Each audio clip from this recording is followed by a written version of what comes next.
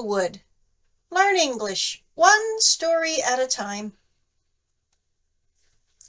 Episode 12.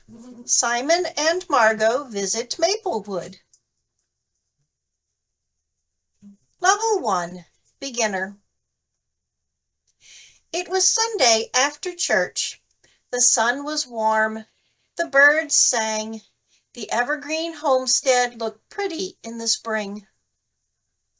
Simon and Margo walked to the front porch. Harold and Margaret smiled and waved. "Welcome back," said Margaret.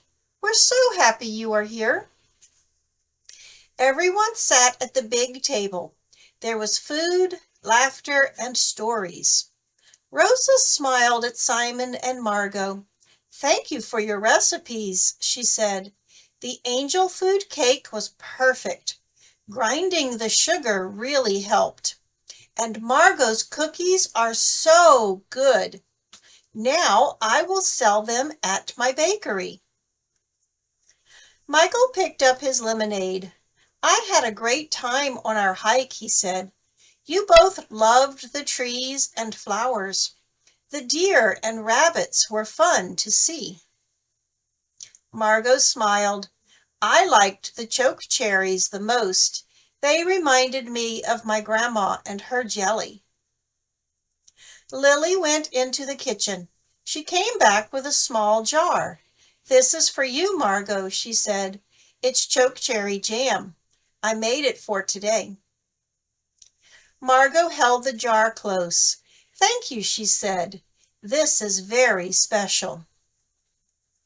Simon looked around the table.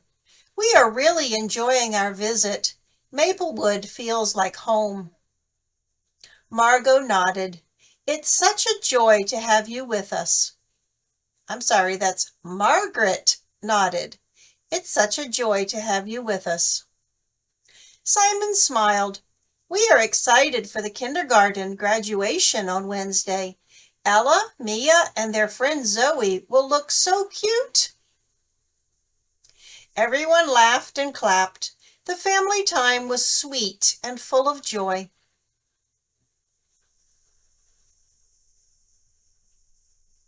Level 2. Intermediate. The sun shone gently over the Evergreene Homestead. Spring flowers bloomed around the porch, and the birds sang happily in the trees.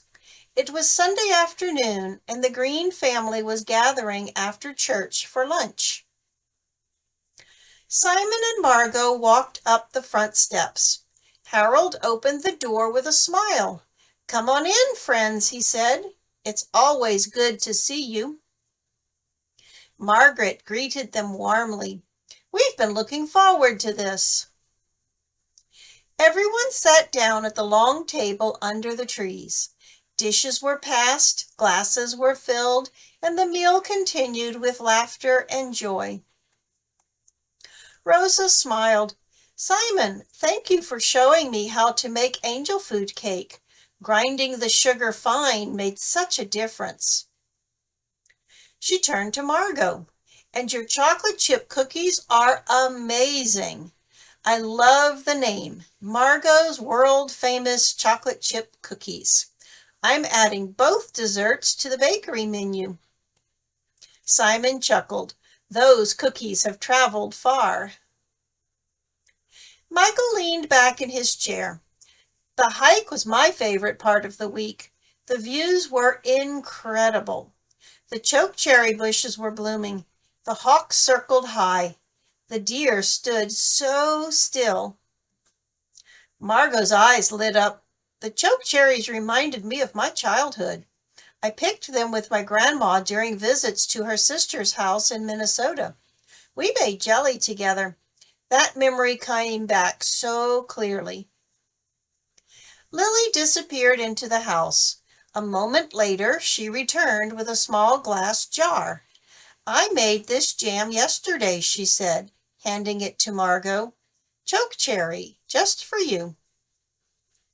Margo held the jar gently. "Thank you, Lily. This means a lot to me." Simon looked at the faces around the table.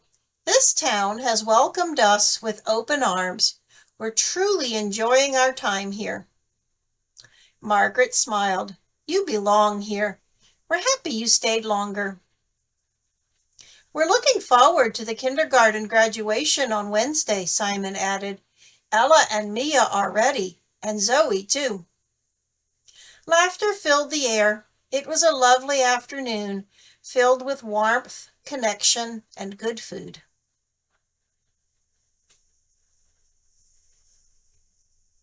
Level 3, Advanced. Sunday afternoons at the Evergreene Homestead always brought comfort. The family gathered every week, just like clockwork. On May 25th, the homestead looked bright and lively. Fresh lilacs scented the breeze, and bluebirds fluttered through the yard. Simon and Margo stepped onto the wide front porch. Margaret was already outside, brushing crumbs from the tablecloth. "Welcome back, you two," she called with a smile. Harold joined her. "We're glad you're here again." "It's a beautiful afternoon," Simon said, removing his hat. "Even better with company," Margaret replied. Soon the long table beneath the shade trees filled with food and family. Bowls of salad, roast chicken, fresh rolls, and pitchers of lemonade passed from hand to hand. Children giggled nearby, chasing bubbles across the lawn. Rosa raised her glass and looked toward their guests. "I want to thank you both," she said. "Simon, your angel food cake recipe is wonderful.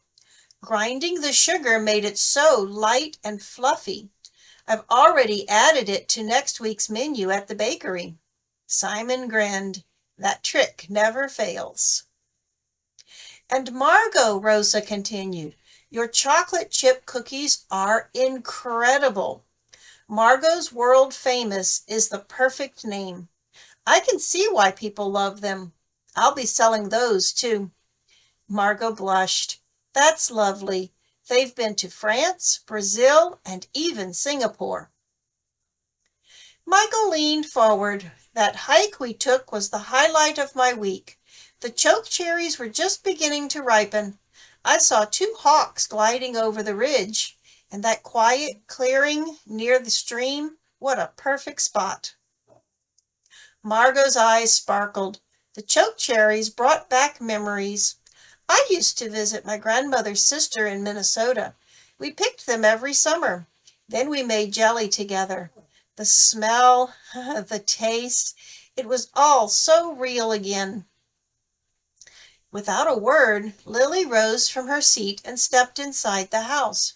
A few minutes later, she returned with a small jar wrapped in a linen napkin. "I made this jam yesterday," she said, holding it out. "It's choke cherry. I thought today might be the right time." Margo accepted it with care. "Thank you, Lily. This touches my heart." The sunlight filtered through the leaves as the meal continued. Laughter rose and fell in waves. The conversation shifted from food to local news to upcoming events. Simon leaned back and looked around. "Maplewood has been a gift. We've felt welcome every step of the way." Margaret reached for another slice of bread.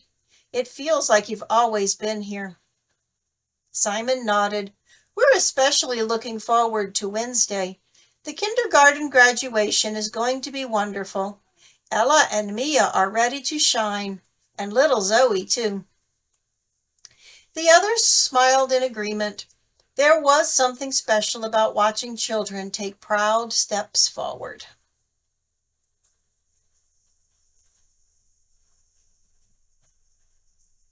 Level 4, Proficient.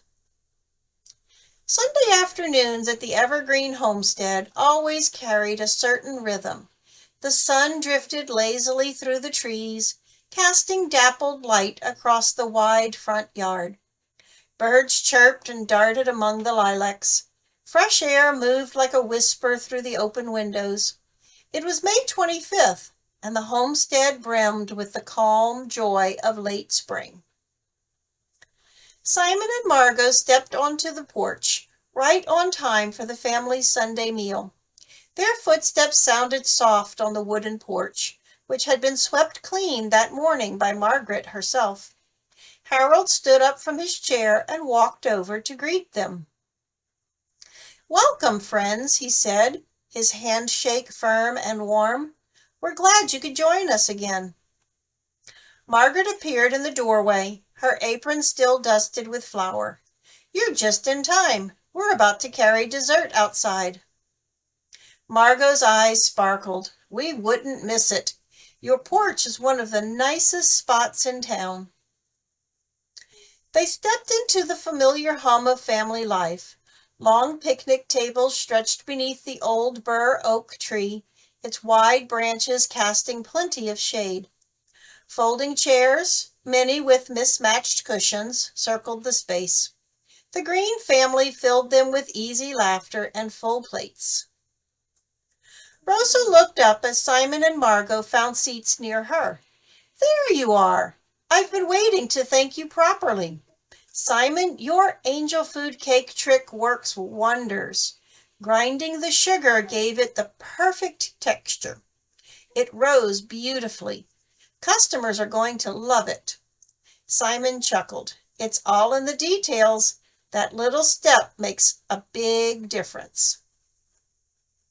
Rosa turned to Margo. "And your cookies! I tried the recipe last night. Margo's world-famous chocolate chip cookies. I get it now. They're chewy, golden, and full of flavor. From now on, they'll be part of my regular lineup." Margo smiled. "Those cookies have been mailed to friends on 4 continents. They bring people together. I'm so glad they found a home in your bakery." Across the table, Michael raised his glass. "You two were a blast on the trail. That full-day hike was just what I needed. We saw so much. Hawks circling overhead, deer stepping through the tall grass, even a fox at one point." Simon nodded. "I've hiked a lot of places, but the peace out there was something special." Margo leaned forward, her voice gentle. "The choke cherries were my favorite part. When I saw them blooming along the ridge, I remembered being little. Every summer, my grandma took me to visit her sister by the lake in Minnesota. We'd pick choke cherries together and make jelly. The smell always filled the house." Lily, seated nearby, quietly slipped away. A few minutes later, she returned carrying a small jar wrapped in a soft blue cloth. "This is for you," she said. "Choke cherry jam. I made it yesterday morning. Thought you might enjoy the taste." Margo accepted the gift with both hands. "Thank you, Lily. This means a lot to me. You've brought a piece of that memory back to life." The sun dipped lower, casting long shadows over the lawn. A light breeze moved through the trees, rustling leaves with a soft sigh.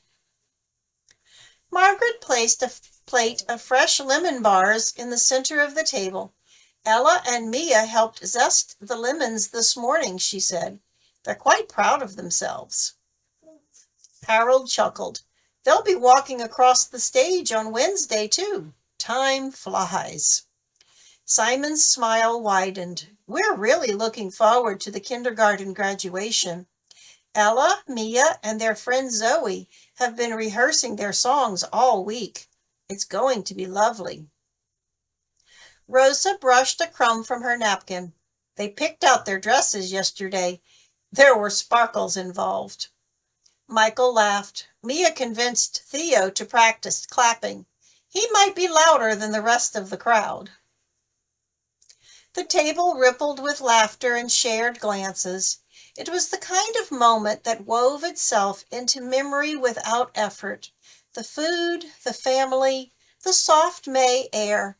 It all came together in quiet harmony.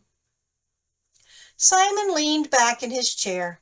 His gaze drifted to the tree branches above. "Maplewood has a way of wrapping around you." Harold nodded. That's the goal. We try to keep things rooted here, solid and kind. Margo rested her hand on the table.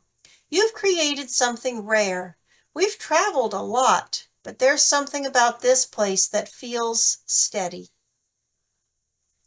The screen door creaked as Chloe stepped out with a tray of iced tea. She handed glasses around, smiling as she went. Thanks, Chloe, Simon said. You've grown up since we first saw you at the spring festival. Chloe grinned. That was only last week, but it feels like we've known you longer. As the sun began its descent behind the western hills, the family lingered at the table. Plates emptied, glasses clinked, children chased each other across the grass, while the adults talked in soft tones about gardens, books, and plans for the summer.